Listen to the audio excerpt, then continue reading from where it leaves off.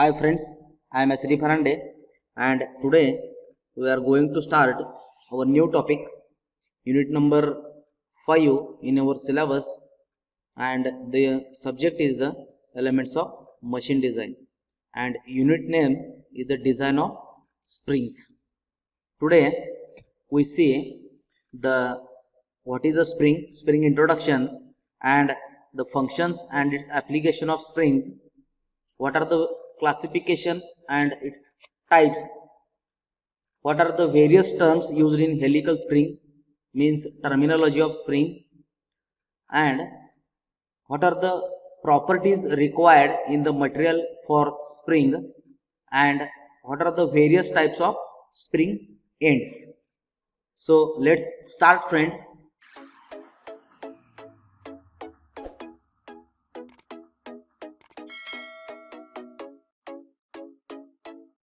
A spring is an elastic body whose primary function is to deflect or distort under the application of load.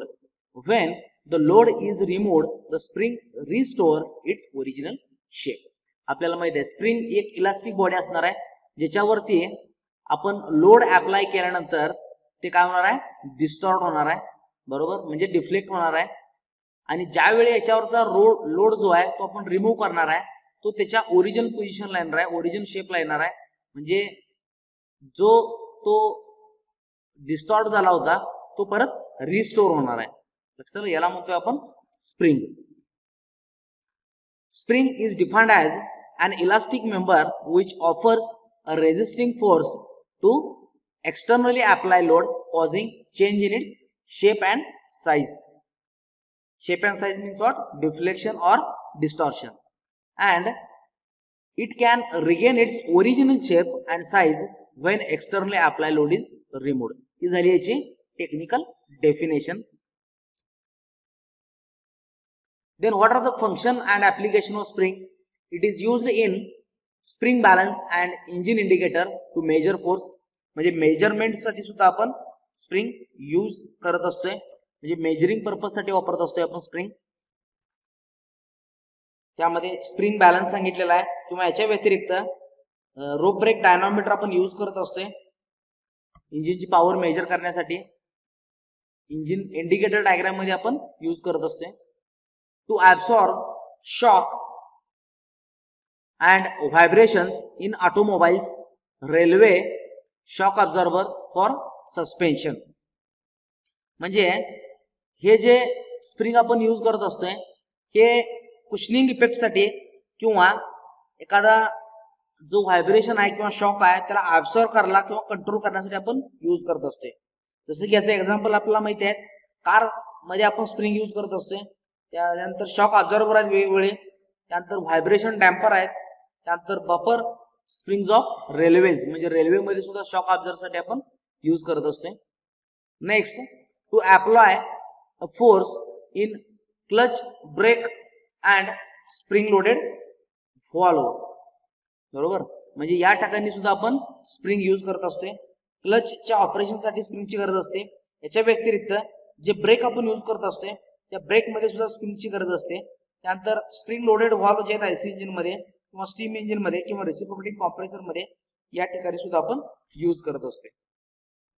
याच्या व्यतिरिक्त आपण spring जो use करतोय तो कुठे करत असतोय, to store energy in clock toys etcetera. Energy store करण्यासाठी आपण यूज करत असतोय. याच्या व्यतिरिक्त त्याचं ऍप्लिकेशन जर बघितलं, to control motion by maintaining contact between two elements, means cam and follower. हे जे एक्झाम्पल आहे याच्यामध्ये सुद्धा स्प्रिंगची गरज असते. कॅम आणि फॉलोअरला कंटिन्युअस कॉन्टॅक्ट मध्ये ठेवण्यासाठी स्प्रिंगची गरज असते. याच्या व्यतिरिक्त to change vibration characteristics of a member, म्हणजेच फ्लेक्झिबल माउंटिंग ऑफ मोटर, हे जो आहे हा त्याचा एक्झाम्पल आहे. आणि टू प्रोव्हाइड क्लॅम्पिंग फोर्स, म्हणजे एक सर्टन क्लॅम्पिंग फोर्स देण्यासाठी सुद्धा आपण स्प्रिंग वापरत असतोय. आणि याचे एक्झाम्पल जर बघितलं, ऍप्लिकेशन जर बघितलं तर जिग्स अँड फिक्चर्स मध्ये. हे झाले याचे functions and applications. Next, classification of springs. स्प्रिंगचे वेगवेगळे क्लासिफिकेशन्स आहेत, आपण साइड बाय साइड बघत जाऊ. पहिला जो आहे तो आहे helical spring. Helical springs are made of wire wound in the form of helix. Cross section of spring wire may be circular, square or rectangular depending upon the type of loading and deflection required. A compressive or tensile load is applied on helical spring. Helical spring वरती एकतर compressive load असेल किंवा tensile load असेल. Axis of load applied on spring is same as the axis of spring or helix. म्हणजे स्प्रिंगचा जो axis आहे त्या ऍक्सिसलाच आपण लोड अप्लाय करत असतोय हेलिकल स्प्रिंग मध्ये. Therefore we say helical spring is designed to withstand the axial load. Major stress induced in helical spring is torsional shear stress due to twisting moment or torque when axial load is applied. Depending upon the type of axial load, helical spring is further classified into the helical compression spring and helical tension spring. What is helical compression spring? It is used to withstand an axial compressive load. जी compressive लोडला जी helical spring काम करणार आहे त्याला आपण म्हणणार आहे helical compressive spring. Coils of spring are separate from each other. Helical compression spring जे आहे याच्यामध्ये जे कॉइल्स आहेत ते प्रत्येकापासून वेगवेगळे असणार नाहीत, कॉन्टॅक्टमध्ये असणार नाही आहेत. याचे ऍप्लिकेशन्स कोणते हेलिकल कॉम्प्रेशन स्प्रिंगचे? तर clutches, brakes, follow mechanisms of IC engine and telescopic shock observer. In the helical spring, next is the helical tension spring. In helical compression spring also two types, closed and open helical spring. Next is the helical tension spring. It is used to withstand an axial tensile load. म्हणजे helical स्प्रिंगला जर tensile load असेल तर अशा ठिकाणी आपण ही spring use करत असतोय. It is used to withstand an axial tensile load. Coils of helical spring, helical tension spring are held closed to each other. Here hooks are provided at the ends of spring by applying loads. म्हणजे load apply करण्यासाठी helical tension स्प्रिंगला hook दिलेला असते. याचं application काय तर spring loaded safety valve आणि spring balance हे त्याचे ऍप्लिकेशन्स आहेत. Depending upon the value of helix angle, helix springs are classified in the open and closed type. Next is the conical and volute spring or conical or volute spring. In conical as well as volute spring, coils are arranged in the shape of frustum of cone. तुम्ही बघू शकता figure मध्ये. Wire used in both springs may have either rectangular or cross section. जी wire आपण use करणार आहे या spring मध्ये ती रेक्टँग्युलर असेल किंवा क्रॉस सेक्शनला सर्कल असेल. When conical or volute spring is loaded axially, each element of spring behaves like a curved bar in tension. They are used when load is increasing. म्हणजे लोड ज्यावेळी वाढत असतो अशा वेळी आपण हे यूज करत असतो. Therefore to withstand against increasing load higher stiffness is required. म्हणजे लोड जेवढा वाढत जाणार आहे तेवढा आपल्याला स्टिफनेसची गरज असते, त्यामुळे आपण अशा टाइपची स्प्रिंग वापरत असतो. Conical spring is wound with uniform pitch, whereas volute spring is wound in the form of a paraboloid means parabolic shape with uniform pitch and lead angle. Both springs may be either partially or completely telescoping. In both cases, number of active coils gradually decreases, which results in an increasing spring rate. Increasing spring rate म्हणजेच काय, त्याला आपण stiffness म्हणू शकतो. असे आहे ते conical आणि volute spring. Next is the torsional spring. Torsional springs are again categorized into two types, helical and spiral. What is a helical torsional spring? It is manufactured by wounding a wire like compression spring where load is applied tangentially. म्हणजे tangential load ज्या ठिकाणी apply होणार आहे अशा ठिकाणी आपण use करत असतो. It is subjected to a twisting moment or torque acting about centroidal axis of spring coil. This reduces bending stress in the spring wire. ह्याला म्हणतो असतो आपण हेलिकल टॉर्शनल स्प्रिंग. ही जी हेलिकल टॉर्शनल स्प्रिंग आपण कुठे वापरत असतोय तर डुअर हिंजेस किंवा ऑटोमोबाईल स्टार्टर्स किंवा लिव्हर्स मध्ये आपण यूज करत असतो. त्यानंतर जी स्पायरल टॉर्शनल स्प्रिंग आहे ती म्हणजे काय, it is made up of flat spring which is wounded in the form of spiral and loaded in torsion, and application of this spiral torsion spring is mechanical watches and clocks. Next type of spring is the disc or Belleville spring. What is it? This spring consists of several annular discs of conical shape. म्हणजे annular circular shape मध्ये जे disk जे असणार आहेत त्या disk असणार आहेत आणि त्या आपण एकावरती एक ठेवणार आहे. Desired load deflection characteristics can be obtained by using these multiple number of conical discs. These conical discs are arranged as one on top of other in order to increase the deflection. What is its application? Belleville springs are used where high capacity compression springs must fit into small spaces. Belleville spring or disc spring is used in the application where spring having higher stiffness is desired or required. And last type is the leaf or laminated spring. We know that this is used in the automobile. A leaf spring has semi-elliptical form.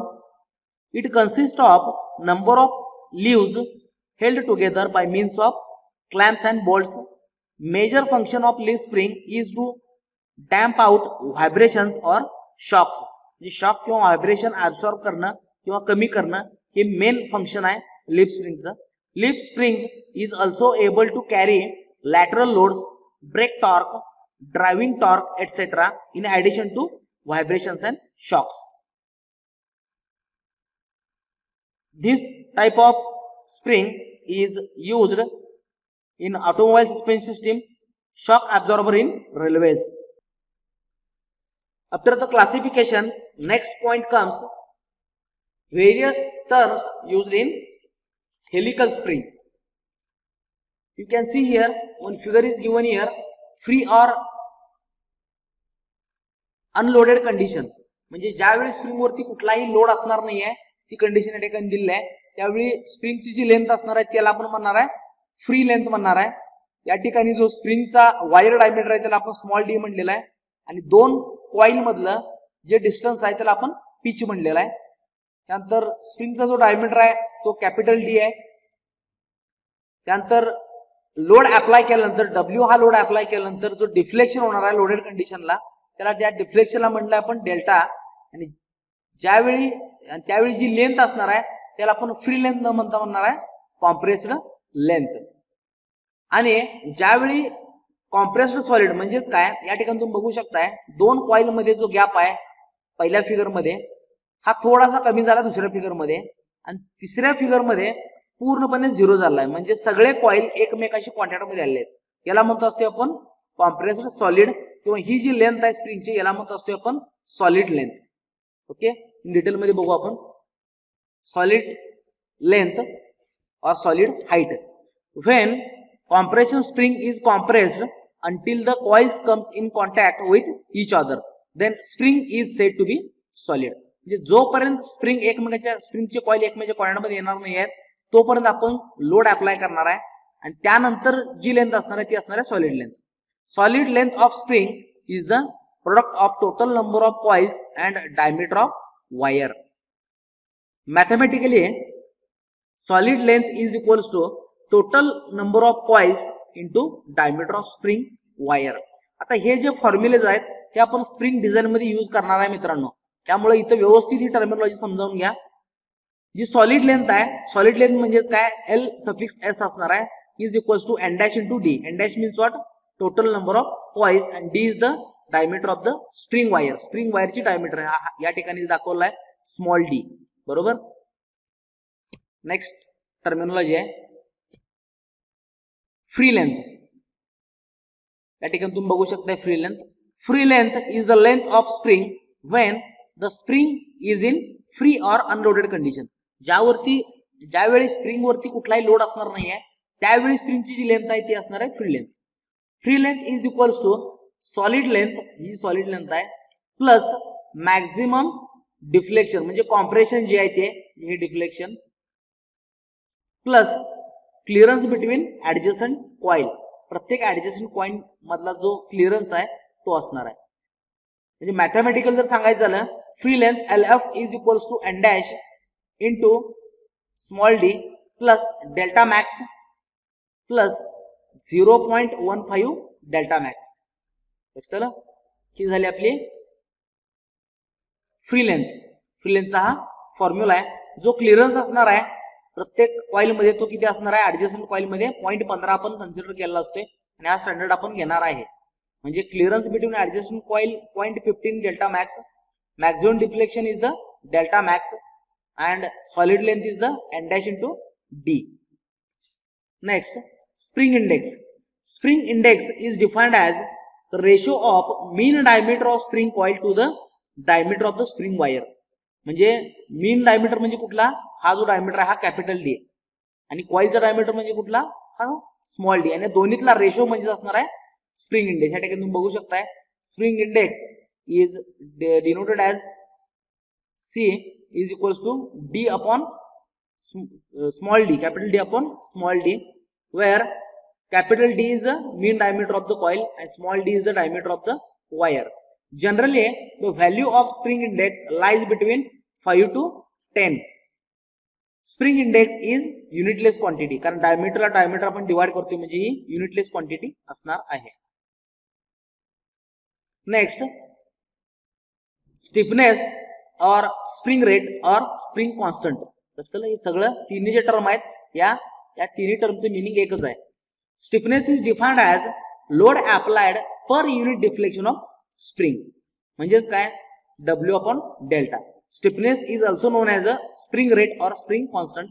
Mathematically stiffness is expressed as S is equals to, spring is denoted by S letter, S is equals to W upon delta. W is the load and delta is the deflection of the spring.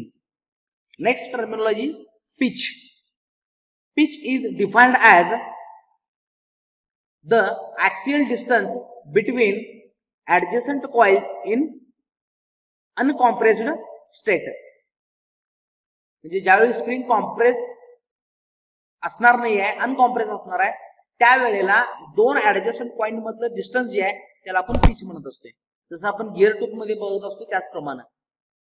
In other words, when spring is in free or unloaded condition, then the spring distance measured in between two adjacent coils is pitch. Mathematically, pitch is expressed as P is equals to, pitch is denoted by the letter P is equals to free length divided by N dash minus 1. Free length means LF divided by N dash minus 1. LF is the free length and N dash is the total number of coils. या ज्या terms आहेत, या ज्या notations आहेत, हे आपल्याला लक्षात ठेवावं लागणार आहे मित्रांनो. लक्षात ठेवा, कारण ज्यावेळी डिझाइन ऑफ स्प्रिंग आपण बघणार आहे त्यावेळी डायरेक्टली आपण नोटेशन यूज करत असतो. डायरेक्टली हे मॅथमॅटिकल एक्सप्रेशन जे फॉर्म्युले जे आहेत ते आपण यूज करणार आहे, त्यामुळे हे आपल्या लक्षात राहायला पाहिजे. Next is the properties of spring material. Properties of spring material म्हणजेच स्प्रिंगचं जे मटेरियल आहे ते मटेरियल कोणकोणत्या प्रॉपर्टीचं असायला पाहिजे किंवा त्या मटेरियलमध्ये कोणकोणत्या प्रॉपर्टीज असायला पाहिजेत. तर पहिला जो आहे तर ते स्प्रिंगचं मटेरियल हे हाय रिझायलन्स असायला पाहिजे किंवा ते हायली डक्टाईल असायला पाहिजे. त्यानंतर हाय स्टॅटिक स्ट्रेंथ त्याची असायला पाहिजे, हाय फटिग स्ट्रेंथ असायला पाहिजे आणि महत्वाचं म्हणजे ते नॉन करोजिव्ह असायला पाहिजे. लक्षात आलं.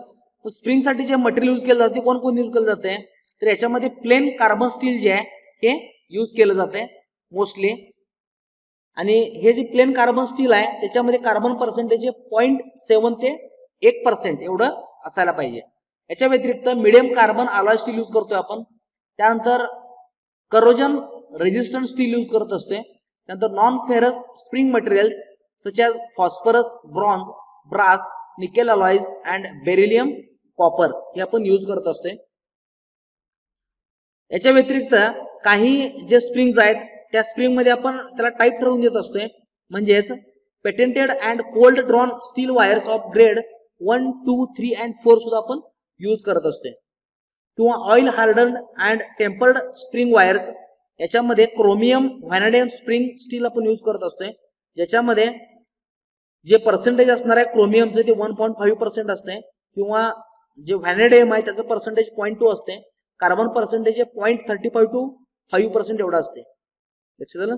सिलिकॉन मॅग्नेशियम स्प्रिंग स्टील सुद्धा आपण यूज करत असतोय, त्याच्यामध्ये सिलिकॉन पर्सेंटेज 2% असणार आहे, त्यानंतर मॅग्नेज पर्सेंटेज 1% असणार आहे, कार्बन 0.6 to 1.2% असते. लक्षात आलं. हे डिटेल म्हणून तुम्हाला सांगितलं, एवढे डिटेल मध्ये जाण्याची गरज नाही आहे.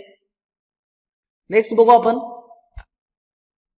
Types of spring ends for helical compression spring. Helical compression spring साठी जे वेगवेगळ्या टाइपचे स्प्रिंग एंड वापरले जातात ते कोणकोणते आहेत. तर पहिल्यांदा बघूया आपण स्प्रिंग एंड जे आहेत हे कशासाठी वापरतो आपण.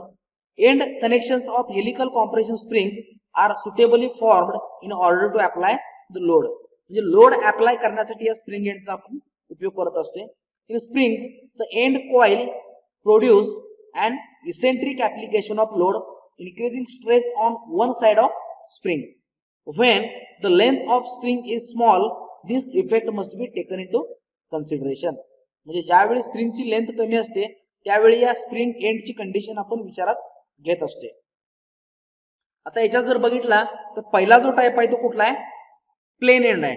तर प्लेन एंड म्हणजेच काय, in this the load axis does not coincide with the axis of spring coil, hence they are not much use in practice. म्हणजेच अशा टाइपची जे असणार आहे ती आपण मोस्टली यूज करत नसतोय प्लेन एंड. सेकंड जो आहे तो plain and grounded ends. In this grounding the ends eliminates the drawback of plain ends. The total seat area is sufficient to providing spring support. म्हणजे एरिया जो आहे spring एंडला तो या ठिकाणी थोडासा वाढवलेला असतोय आणि तो सफिशियंट असतोय लोड जो आहे तो सपोर्ट करण्यासाठी. थर्ड जो आहे तो स्क्वेअर्ड एंड्स आहे. In this the end coils are pressed such that they become square to the axis of spring. Due to this total seat area of spring support increases, but as the ends are not grounded, proper seating is not available. And last one is the squared and grounded ends. Nearest approach to axial loading is secured by the use of squared and grounded ends. Thus, they are widely used in helical compression spring. Helical compression spring मध्ये mostly use होणारा type कुठला आहे तो squared and grounded ends.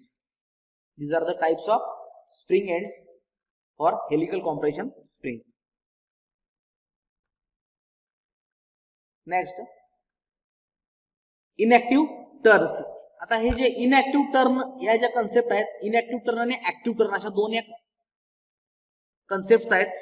ह्या concept सुद्धा महत्वाचे आहेत, लक्षात ठेवा आपण डिझाइन ऑफ स्प्रिंगचे प्रॉब्लेम सॉल्व्ह करत असताना. तर काय आहे इनएक्टिव्ह टर्न्स बघा. The portion of coil which is in contact with seat and do not contribute in spring action is said to be इनएक्टिव्ह.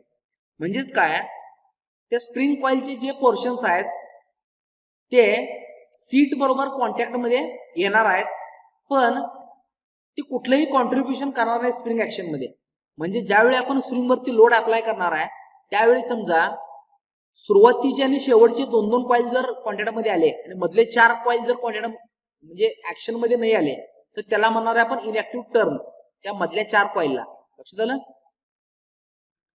The turns involved are called as the inactive turns. Inactive turns may be 0 or 2 depending upon the type of spring. Inactive turn हे 0 असू शकतात किंवा 2 असू शकतात, 2 असू शकतात. म्हणजे type of spring वर डिपेंड आहे. नंतर नेक्स्ट आहे ऍक्टिव्ह टर्न. आता ऍक्टिव्ह टर्न म्हणजेच काय, इनएक्टिव्हच्या अपोजिट. ऍक्टिव्ह टर्न जे आहे आपण स्मॉल एन या लेटरनं डिनोट करत असतो. The turns which take part in spring action are called as a active turn. म्हणजे ज्यावेळी लोड आपण स्प्रिंग वरती देणार आहे त्यावेळी त्या लोड मुळे त्या स्प्रिंग वर जी ऍक्शन होणार आहे त्या ऍक्शन मध्ये सगळे जे स्प्रिंगचे टर्न्स आहेत, कॉइल्स आहेत, ते सगळे त्यामध्ये भाग घेणार आहेत. त्याला म्हणतोय आपण active turn. Next, types of ends and total number of turns. Total number of turn म्हणजेच काय, एंड डॅश. म्हणजे कुठल्या टाइप ऑफ एंडला टोटल नंबर ऑफ टर्न किती असणार आहेत या ठिकाणी सांगितलेलं आहे. म्हणजे नंबर ऑफ ऍक्टिव्ह टर्न्स किंवा ऍक्टिव्ह कॉईल किती असणार आहेत. प्लेन एंड हा जो आहे याला असणार आहे एन एवढा असणार आहे. म्हणजे त्याचे जेवढे ऍक्टिव्ह कॉइल्स आहेत तेवढे सगळे असणार आहे total number of turn. Plain or grounded end जे आहेत याला असणार आहे एनच असणार आहे. म्हणजेच नंबर ऑफ ऍक्टिव्ह टर्न जेवढे असणार आहेत तेवढेच असणार total number of turns. Square end जे आहेत त्याला असणार आहे n+2. म्हणजे total number of turns plus 2 करायचं आहे तेवढे टोटल नंबर ऑफ टर्न्स त्यामध्ये असायला पाहिजेत. म्हणजे ऍक्टिव्ह कॉईल प्लस 2 करायचं आहे. Squared and grounded ends n+2. डिझाईनची ज्यावेळी आपण प्रॉब्लेम सॉल्व्ह करणार आहे त्यावेळी त्या व्हॅल्यू आपण यूज करणार आहे टोटल नंबर ऑफ टर्नच्या according type of end. Next, types of ends for helical tension spring. आता जे हेलिकल टेन्शन स्प्रिंग आहेत याच्यासाठी जे टाइप्स ऑफ एंड्स यूज केले जातात हे थोडेसे वेगळे आहेत. त्यामधला पहिला जो टाइप आहे तो कुठला आहे, फुल लूप आहे, बरोबर. दुसरा आहे स्मॉल आय. तिसरा आहे प्लेन स्क्वेअर कट एंड्स. त्यानंतर 4 नंबरचा जो आहे तो आहे लॉंग राऊंड एंड हुक. आणि 5 नंबरचा जो आहे फी हुक. असे वेगवेगळे आपण यूज करत असतोय. या हेलिकल टेन्शन स्प्रिंग मध्ये जर तुम्ही बघितला all coils are active coils. सगळे कॉइल जे आहेत ते ऍक्टिव्ह कॉइल असणार आहेत. यामध्ये इनऍक्टिव्ह कॉइल कुठलेही असणार नाही आहेत. म्हणजेच हेलिकल टेन्शन स्प्रिंग मध्ये टोटल नंबर ऑफ कॉइल्स जे आहेत म्हणजे N dash is equals to number of active coils असणार आहेत. त्याला आपण एन म्हणतोय. म्हणजे N dash is equals to N यामध्ये असणार आहे. Okay, thank you friends.